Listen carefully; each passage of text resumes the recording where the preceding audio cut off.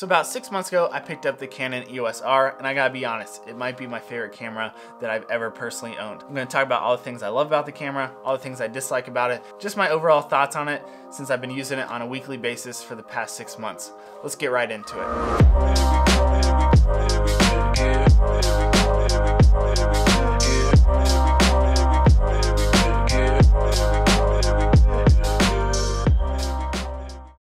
So I want to give a little bit of background on myself. Maybe you guys are just coming along this channel for the first time, or maybe you searched something and this video came up. My name is Johnny. I do video and photo work for a living. I've been in this industry for almost 10 years. And about a year ago, I decided to start making content for myself again. So I launched this YouTube channel. So when it came time for me to pick out a camera that I wanted to use for my own content, I wanted to think about what I would be using this camera for. So I wanted it to be good for photos. I wanted it to be good for sit down interviews like this. I wanted it to be easy to use and lightweight for filming yourself. The autofocus needed to be good. And I wanted the image quality to look good enough that I could create some nice looking B-roll. All these interviews and everything, just the image quality would look really good. And I gotta be honest, I think I made the right choice. So let's jump right into all the things that I really enjoy about this camera. So first thing that I love about this camera, the image quality on this camera is absolutely insane. That's probably the biggest selling point on this camera to me. When this camera first came out, there was a lot of disappointment in it because the spec sheet wasn't anything crazy. You know, Canon finally stepped into the mirrorless camera line and people were like, really? It's pretty underwhelming. But then more and more people started using it. People started seeing that you can't actually tell the camera's quality off the spec sheet. I feel like this camera was one of the first cameras that had people start looking at what the bit rate is for the resolution as well. You know, you guys are probably familiar with knowing that your camera can either shoot 1080p or 4K, or eventually it's gonna be 8K here soon, right? But you never really heard, oh, well, the bit rate for this resolution is this. You know, you never really heard that before. So what your bitrate is basically just the amount of information going into that resolution. So if we're talking bitrate here for a second, if you are comparing this camera to, let's say, the A7 III, which I think is pretty comparable, if you're shooting 4K, the bitrate on the A7 III is going to be 100 megabytes per second, which has been pretty standard for most cameras. The EOS R is 480 megabytes per second. So even if you don't understand exactly what bitrate is, you can tell that's just a whole lot more data, a whole lot more information going into the EOS R's 4K than it would be the A7 III's 4K, which is gonna create a better looking image. It's gonna be better for color grading, and just overall, you're gonna get a better looking image. If we're talking about filming in 1080p, which is mostly what I do, which we'll get into here in a second, on the A7 III, you're at 50 megabytes per second. On the EOS R, you're at 180 megabytes per second. Since the 1080p is so high quality, I have like a little hack that I upscale it to 4K and then export it like that. I've had a lot of people ask me about why my image looks so good, why is it such a high quality, what kind of 4K am I filming, and yeah, I shoot everything in actually 1080p, and I just use that little hack, which I'll link above, about how I make it look so much better. So yeah, the image quality on this camera is absolutely insane. I love it, and that's maybe my biggest selling factor on this camera. Okay, number two, Canon's colors I personally think are the best around. I think they're known for having the best looking skin tones, and this camera also has C-Log. I actually use Sony's at work, so I'm very familiar with S-Log2 and S-Log3. So working with C-Log, it's very easy to use. You can get a great looking image out of it, and you're not gonna waste all day long trying to color grade your footage to make sure it looks perfect. And at this point, I have some LUTs that I've created for myself that I can pretty much just throw on and it's ready to go.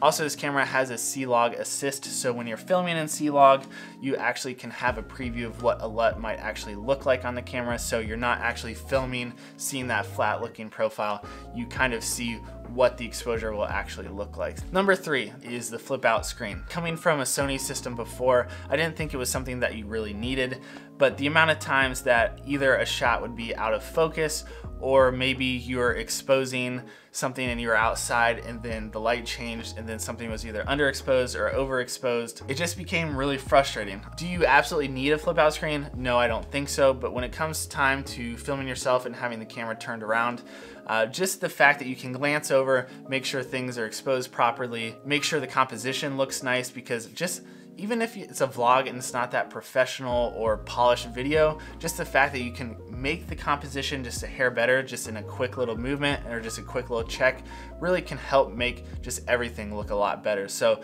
just having a flip out screen where you can check your exposure, make sure things are in focus, and just create a better looking composition, it just makes the workflow so much quicker, so much easier, and you don't have to stress out about, oh crap, I just filmed a 10-minute sit down and I ended up being out of focus, or crap, the entire image was blown out and I just can't use it anymore. So do I think it's absolutely necessary? No, but honestly, after now having a camera for the past 6 months with the flip out screen, I couldn't really imagine not having one at this point. So I hope all cameras kind of just start including this, because it's just kind of a no-brainer.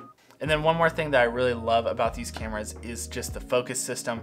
The dual pixel autofocus on Canon, in my opinion, is the most reliable. It's the fastest. I never really even have to check if something is in focus or not, especially with the face tracking and the eye tracking, filming yourself.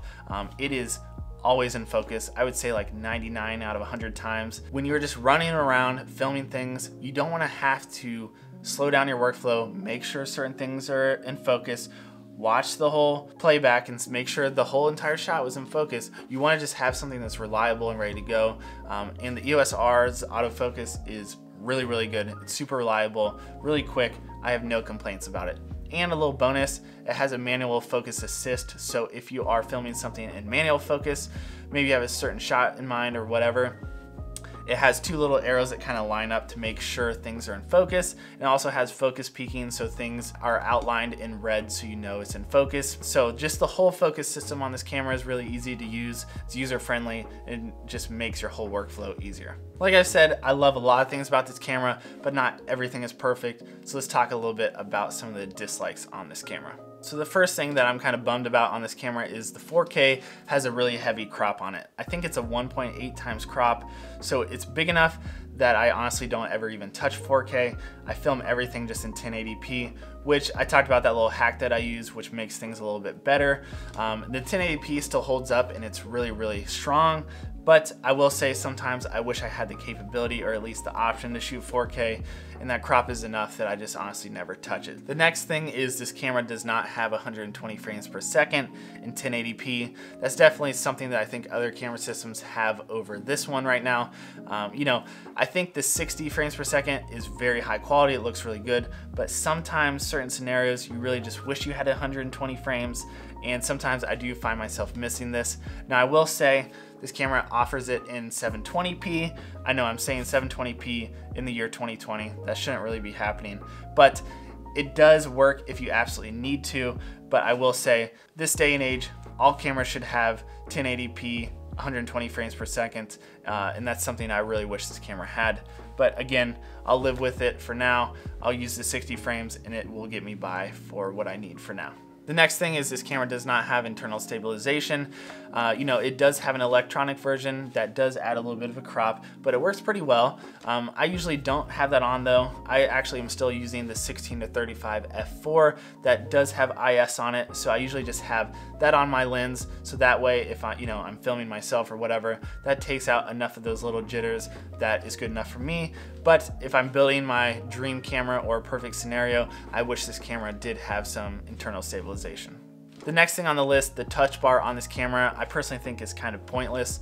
I currently have it set up to be the white balance, so you can just swipe your thumb back and forth and change the white balance temperature right there on that. So that's okay. I don't really find myself using it too much though.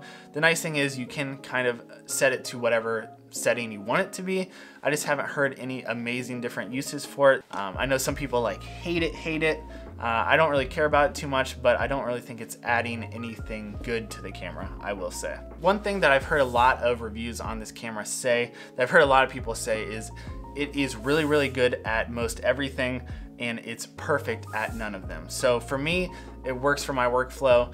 It does everything I need it to do pretty well. Overall, this camera is just flat out easy and fun to use. You get a great looking image. It's easy to just pick up, grab, and just go start creating, which at the end of the day is what you want your camera to do.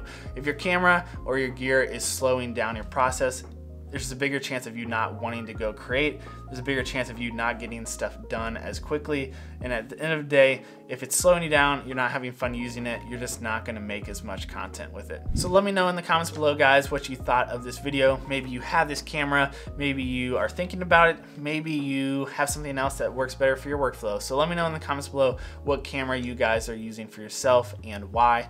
All right, guys, well, I think I'm gonna wrap up the video right here. I gotta get back to editing. We got some cool stuff on the way. We got some pretty cool projects in the works. But if you guys enjoyed this video, go ahead and smash that thumbs up button, drop that comment below, let me know what camera you guys use. If you're new around here, consider subscribing, and yeah, see you guys in the next video.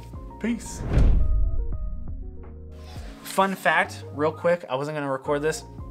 I actually recorded this entire video already, and then realized my mic wasn't on. So yeah, that was fun. That was cool. Everyone loves making a video a second time, right? If you guys would, just hit that thumbs up for me having to shoot this a second time. Hopefully you guys found this useful though. I feel like it's really important to hear other people's perspective on the camera before you buy it. I know if I ever am making a big purchase, like a camera or computer or whatever, I always want to find some other creators out there who maybe do something similar that I do or something I aspire to be, and kind of get their take on it. Because, you know, there is a whole saying about, you know, don't focus so much on the equipment, just focus on creating. But at the same time, if you're gonna spend $2-3 grand on some equipment, you wanna make sure it kind of lines up with what you're working with. And one other thing that is useful too is don't be afraid to rent gear. I actually rented this camera for a weekend before I actually bought it. And then the camera place I did that from, they allowed me to just purchase it through them and just put that rental fee towards that purchase price. So that was kind of cool. So that's one little thing that I would recommend is if you're thinking about buying a camera or maybe switching a camera system, try using it out first, because you might not actually like it and then you're kind of stuck with it. So yeah, just one little tip there. All right, I'm gonna cut it off. Right? We're good.